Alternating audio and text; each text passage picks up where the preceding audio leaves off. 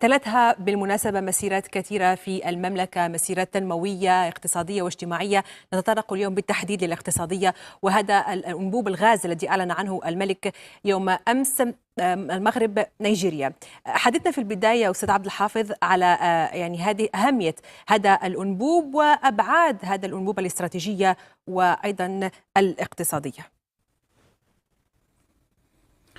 مرحبا، شكرا لكم ومرحبا بضيفك الكريم كذلك وبالمستمع والمشاهد الكرام. بدون شك أنه إعلان جلالة الملك اليوم يعني الأمس في خطابه الملكي على المراحل التي قطعها والأشواط التي قطعها أنبوب الغاز هو يعكس بكيفية واضحة الخيار الإفريقي للمغرب. فالمغرب منذ أن استعاد مقعده بمنظمة الاتحاد الإفريقي، وهو يسعى جاهدا إلى جعل هذه العودة ليس فقط ذات بعد سياسي مرتبط أساسا بالعودة إلى هياكل هذه المنظمة، بقدر ما هو يعكس بطبيعة الحال نظرة متكاملة يعني تتكامل فيها الأبعاد الاقتصادية والسياسية والدبلوماسية وغيرها.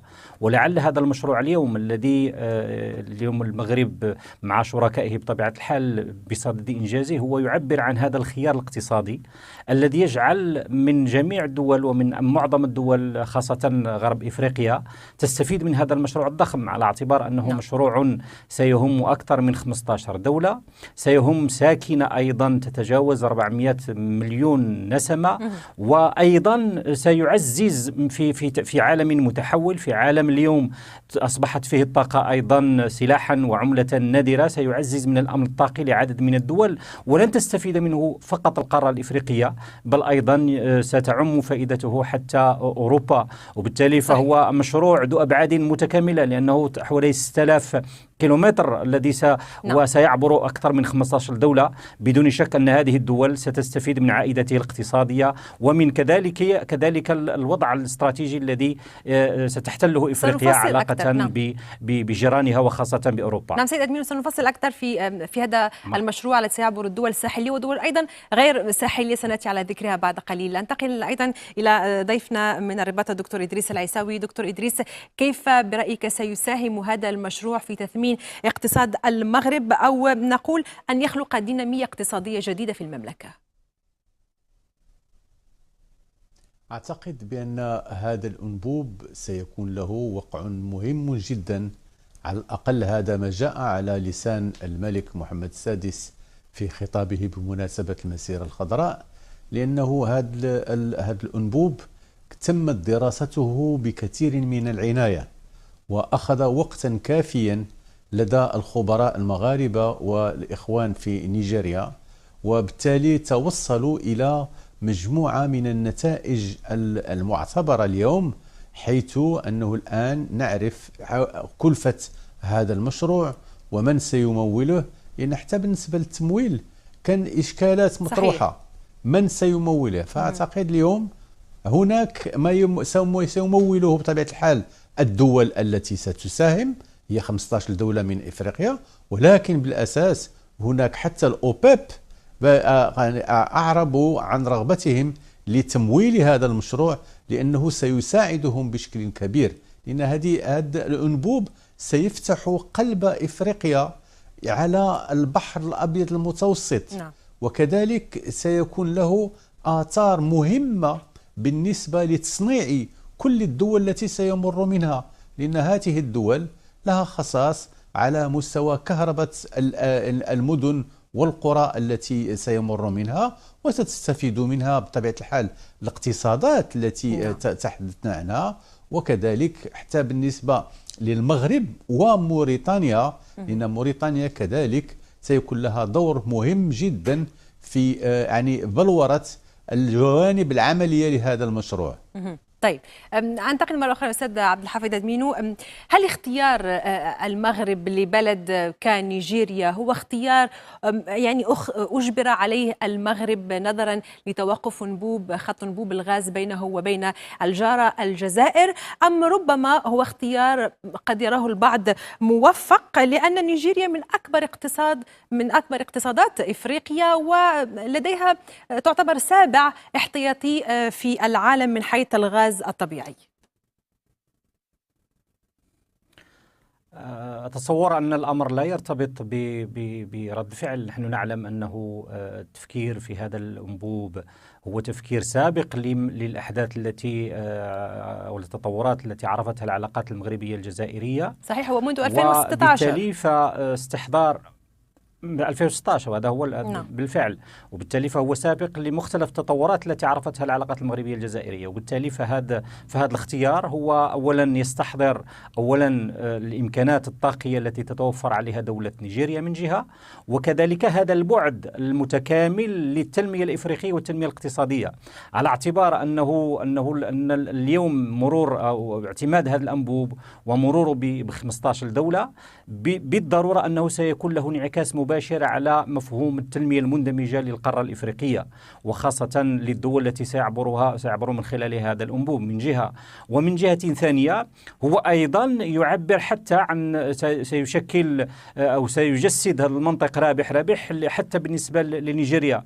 نيجيريا أولا ستقوي من دعمها ومن حضورها في علاقة بالدول الإفريقية من جهة، وكذلك له أيضا امتدادات حتى بالنسبة لأوروبا ودول جنوب المتوسط. إذن وبالتالي فهذا المشروع هو أولا مشروع استراتيجي من حيث أولا بعده، وكذلك اليوم يستمد رهينيته كما قلنا من التطورات التي تعرفها سوق الطاقة على المستوى العالمي. فلهذا لاحظنا كيف أن هناك عدة تجمعات اقتصادية أو تجمعات طاقية دولية أبدت رغبتها في تمويل هذا المشروع نظرا لأهميته، لا بالنسبة للقارة الإفريقية ولا بالنسبة كذلك للدول الأوروبية التي تستفيد من عائدات طبيعة الحال هذا الغاز. لا ننسى كذلك أنه المغرب ونيجيريا في هذا المشروع هم أيضا حريصون على أن يتم استثمار عائدات هذا الأنبوب على الاقتصاديات المحلية، بدون شك أنه مرور هذا الغاز سيجعل هذه الدول ستستفيد أولا من هذا الثروة، ستخفف من كلفة الطاقة، ستنعكس إيجابيا على اقتصاديات هذه الدول.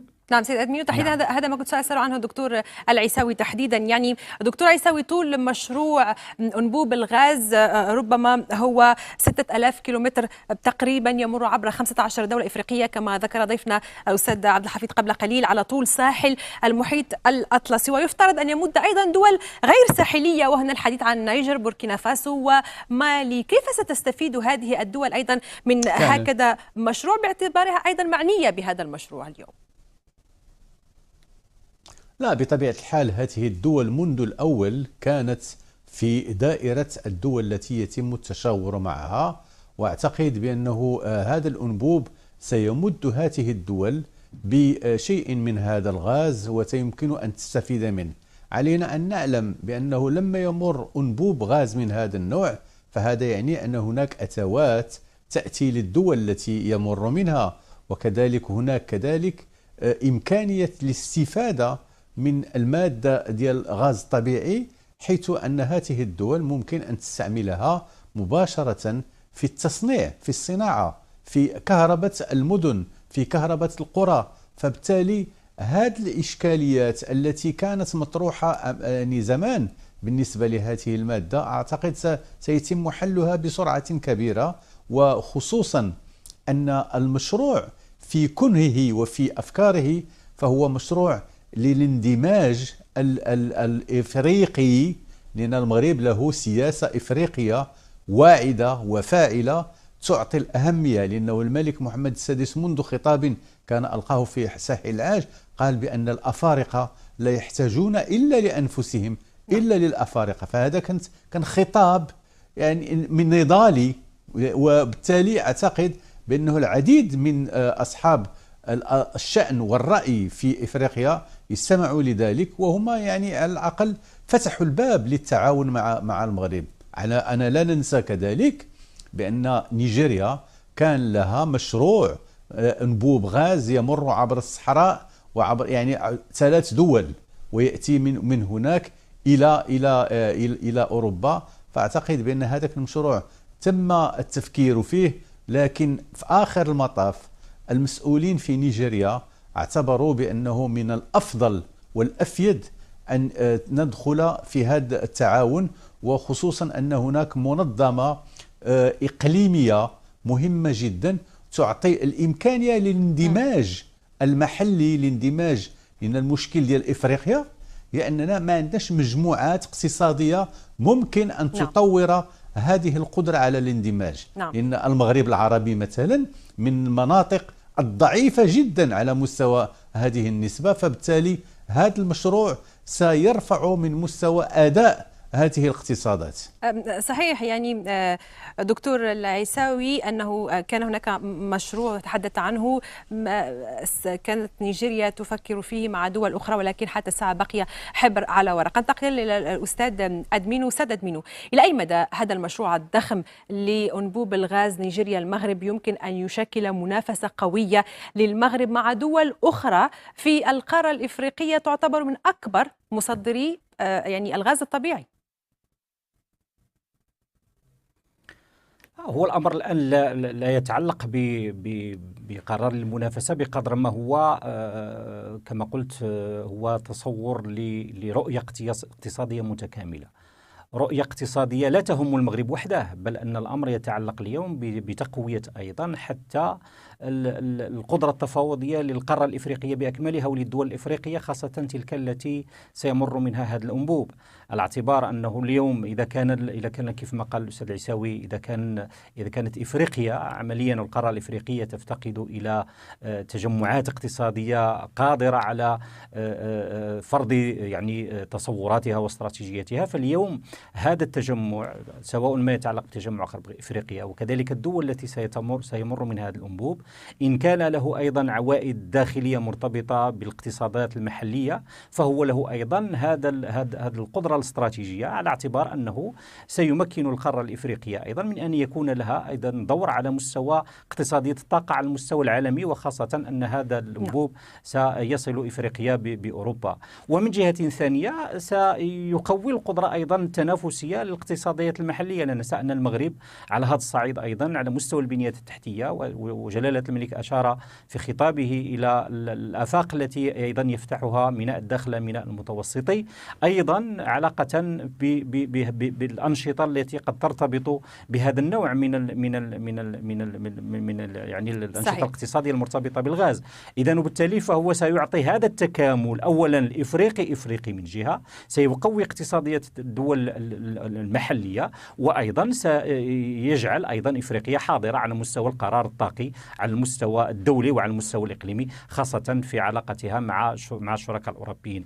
أيضا لا ننسى أنه اليوم مشكل الطاقة ومشكل السيادة الطاقية هو مشكل عالمي في ظل التحولات التي نعرفها، في ظل كذلك عدم الاستقرار الذي نشاهده على مستوى العالم، وأيضا يمكن أن يشكل هذا الأنبوب عامل استقرار للأسعار، عامل استقرار وأمن بالنسبة لاقتصاديات الطاقة على المستوى الإقليمي وعلى المستوى يعني الإفريقي بصفة أساسية. طيب دكتور العيساوي، ربما نتوجه بآخر سؤال إلى حضرتك. أوروبا قللت فعلا الاعتماد على الغاز الروسي اليوم بعد هذه الحرب الروسية الأوكرانية، وهي متعطشة اليوم لمصادر الطاقة في العالم، اتجهت إلى الجزائر وإلى المغرب. هل تكلفة استيراد الغاز الطبيعي من إفريقيا بالنسبة لأوروبا سيكون أرخص في التكلفة؟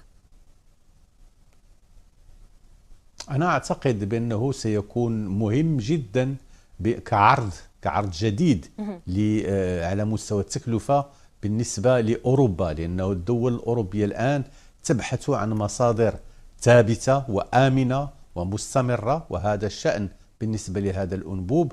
وأعتقد بأنه المجهودات كلها ستنصب في هذا الاتجاه، وبالتالي عروض نيجيريا والمغرب ستكون مقبولة جدا وسيقبل عليها الأوروبيون. أنا هنا أتحدث عن إسبانيا، عن فرنسا كذلك حتى هي، عن إيطاليا، بريطانيا، لأن حتى البريطانيين مهتمين بهذا المشروع هذا، لأنه الإشكال هو التزويد بالمواد الطاقية بهذه الطريقة. وأعتقد بأن الآن المغرب يستطيع أن يساهم بشكل إيجابي في هذه المسألة، ولكن أهم شيء هي أن المغرب احتفل بالذكرى 47 للمسيرة الخضراء، وهي مسيرة تنموية كبيرة، ومدينة الداخلة اللي فيها يعني واحد من اكبر الموانئ اللي هو الميناء الاطلسي ديال الداخله. هذاك الميناء مهم جدا، لانه هو الذي سيفتح الباب للتعاون الافريقي المغربي، هنا من اكبر الميناءات. فاعتقد بانه هذه المناطق كلها سيتغير وجهها الى المنحى الايجابي بالنسبه لتطوير هذه الاقتصادات. فالمغرب اعتقد ونيجيريا دخلوا في شراكه جيده جدا، خصوصا مع دول غرب افريقيا. شكرا جزيلا لك ضيفنا، كنت معنا من الرباط الدكتور إدريس العيساوي.